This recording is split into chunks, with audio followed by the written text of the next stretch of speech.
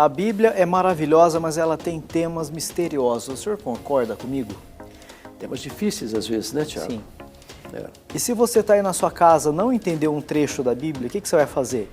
Não vai na Barça, nem Barça não tem mais. Aí você vai no Google, o Google às vezes não acerta muito. O que você vai fazer? Olha só, Pastor Hernandes aqui para responder Estamos aqui, gente. A sua dúvida sobre Bíblia. Então aproveite e mande sua pergunta para cá no e-mail trocandoideias@lpc.org.br. Você tem essa sumidade aqui para responder suas perguntas.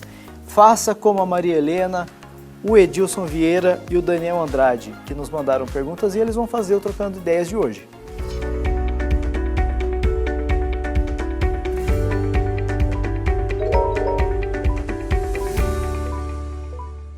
Muito bem, seja bem-vindo, se acomode aí. Nós vamos tratar de 3 perguntas muito bacanas hoje. Nós temos aqui o pastor Hernandes pronto, a postos. Estamos aqui, Tiago. Com as Bíblias aqui abertas. Então nós vamos aqui para a pergunta da Maria Helena. Gostaria que o pastor Hernandes me explicasse Daniel 12:2. Na minha igreja aprendi, baseado nesse verso, que haverá uma ressurreição especial, pouco antes da volta de Jesus. Eu tenho dúvidas, o senhor pode me ajudar, por favor? Que coisa interessante, hein, Tiago? Essa é uma questão muito importante, porque está escrito aqui, eu vou ler. Muitos dos que dormem no pó da terra ressuscitarão, uns para a vida eterna e outros para a vergonha e horror eterno. O que Daniel está dizendo? Que a ressurreição vai ser única, num único dia, e não várias ressurreições. Porque o que aconteceu, Tiago? Por que ela está fazendo essa pergunta? Porque a partir do século XIX, com John Nelson Darby, depois vem a Bíblia de Scofield, depois vem hoje, mais conhecidos, Deixado para Trás, de Tim LaHaye, né? Chamada da Meia-Noite, com Vim Malgo. Essa ideia dispensacionalista que diz que vai ter ressurreição diferenciada para crente e para descrente. Daniel está dizendo que não. Daniel está dizendo que na mesma ressurreição e única ressurreição, uns vão ressuscitar para a vida eterna e outros para a vergonha e horror eterno. Então, é uma única ressurreição. Se dará quando? Então, vamos saber quando. Então, vamos lá para 1 Tessalonicenses. 1 Tessalonicenses, capítulo 4. Versículo 14.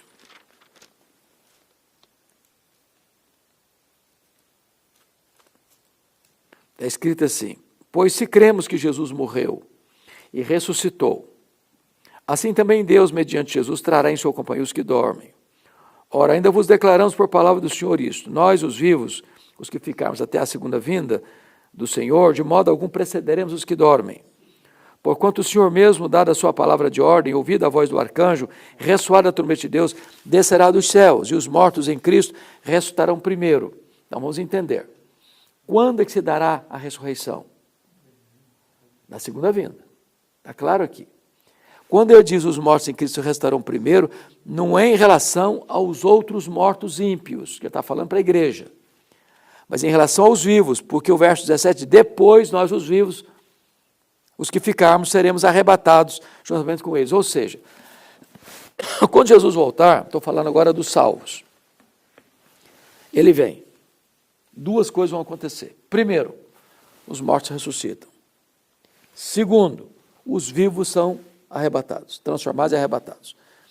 O que ele está querendo dizer aqui é que quando Jesus voltar, antes dos vivos serem transformados, os mortos ressuscitam.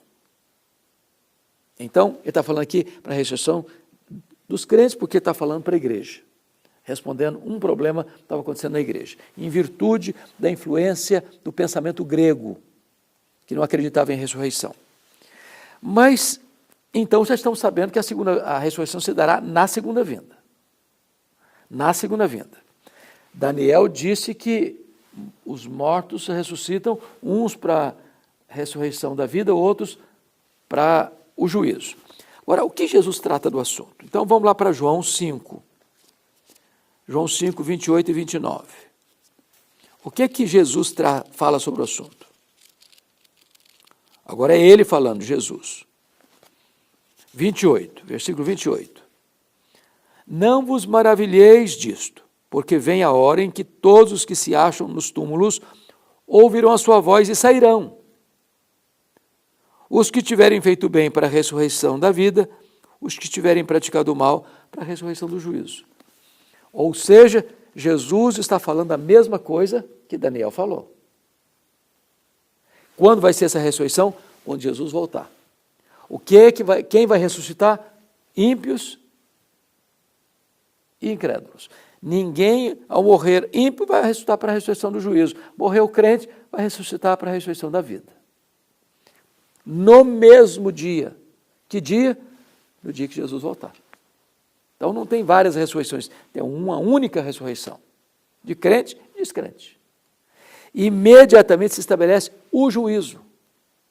Uns vão para a vida eterna, outros vão para a condenação eterna. É simples assim. É assim que a Bíblia ensina. Muito bem. Edilson Vieira, vamos lá para a Bíblia de novo. O senhor poderia explicar, por favor, a passagem de Gênesis 6, de 1 a 7? Os filhos de Deus possuíram as filhas dos homens. Pois bem, Tiago, esse texto é um texto que tem dado pano para manga e muitos debates ao longo da história da igreja e não tem consenso, porque alguns pensadores de grande cepa acreditam que esses filhos de Deus, as filhas dos homens, que os filhos de Deus seriam seres angelicais. E seres angelicais coabitaram com mulheres, gerando uma geração, produzindo uma geração de gigantes. Eu discordo frontalmente dessa posição. Discordo frontalmente dessa posição. Por algumas razões. Primeiro, anjos não reproduzem. Anjos não são uma raça que procria. A mesma quantidade de anjos que Deus criou é a quantidade de anjos que existem hoje. A mesma quantidade de demônios que caíram com o anjo de luz, viraram demônios, é a quantidade que existe hoje. Então não tem casamento entre anjos. Jesus Cristo, quando os fariseus, os saduceus que não acreditavam em ressurreição, quiseram pegar Jesus no contrapé, pegando a lei do levirato, e diz, olha, fulano casou José casou com a Maria. Aí o José morreu e a Maria teve que casar com o irmão dele, porque tinha que suscitar descendência por irmão morto. E aí o Antônio morreu também.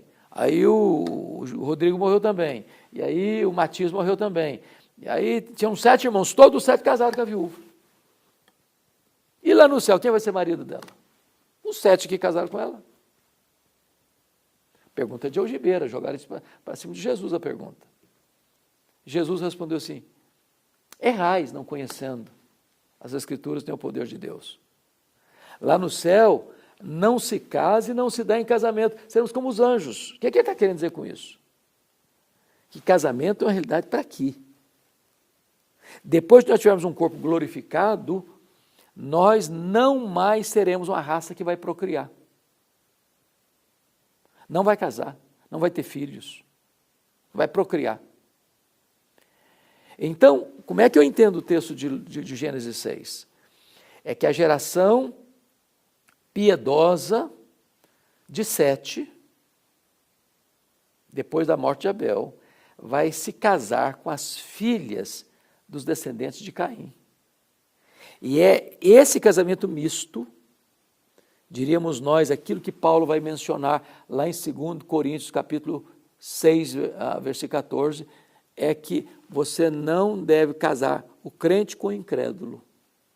Ou seja, o que o texto está mostrando aí é que houve uma espécie de casamento misto de uma geração piedosa com uma geração ímpia, que vai desembocar na depravação, corrupção daquela geração, a ponto de Deus ter que destruir essa raça, mandando o dilúvio e repovoando a terra com Noé e a sua família.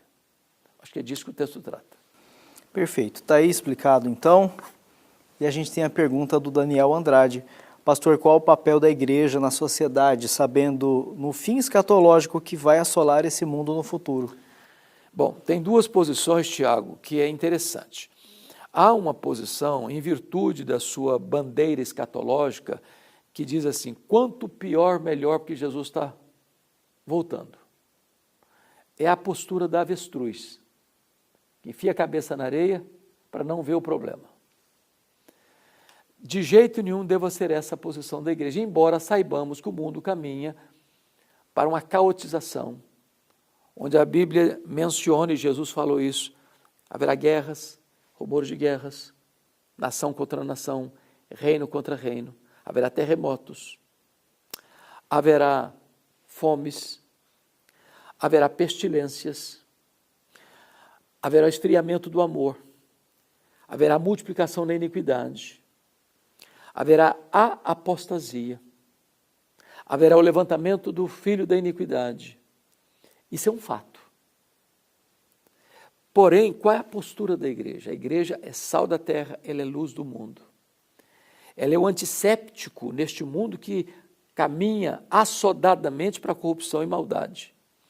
A posição da igreja neste mundo é de ser um luzeiro a brilhar, é de ser uma voz límpida do Evangelho, é de chamar os homens ao arrependimento e demonstrar que é possível viver neste mundo corrompido como um povo piedoso e santo, que vive para a glória de Deus. Acho que essa é a nossa postura. Pastor Hernandes, excelente programa hoje.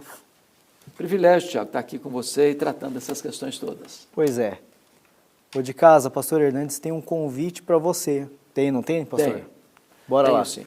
Então é o seguinte, você que mora em São Paulo, está procurando uma igreja para você, para sua família, para os seus filhos pequenos ou filhos adolescentes, venha conhecer a Igreja Presbiteriana de Pinheiros. Nós ficamos ali na Avenida Doutora Ruth Cardoso, 6.151, estamos de braços abertos para receber você e a sua família. Pastor Arival, nosso pastor titular, e eu estamos lá para acolhermos você. Se você vem a São Paulo por viagem, negócios ou tratamento de saúde, vá lá fazer-nos uma visita. Agende estar lá conosco. Será um grande prazer receber você. Se você está em qualquer outra região, você pode até ser um membro online da IPP TV e ter alguns benefícios aí na editora Ezion, nos livros, e será uma grande alegria ter você acompanhando a programação que é espetacular. Programação infantil para adolescentes, jovens, casais, terceira idade, é um portfólio maravilhoso. E você pode se inscrever no canal do YouTube da igreja e participar de toda a nossa programação. Então, minha gratidão a você, Tiago, minha gratidão a quem está nos acompanhando. Aproveite para seguir esses homens de Deus no Instagram também, @ArivalDiasCasimiro, @HernandesDiasLopes. Você acompanha o material deles lá, cortes das pregações, você pode compartilhar com seus amigos, tá bom? Pastor Hernandes, vamos tomar um cafezinho? Bora. Eu pago. Você paga? Eu pago. Combinado. Abraço então, gente. Já estou saindo para tomar um café. Até lá.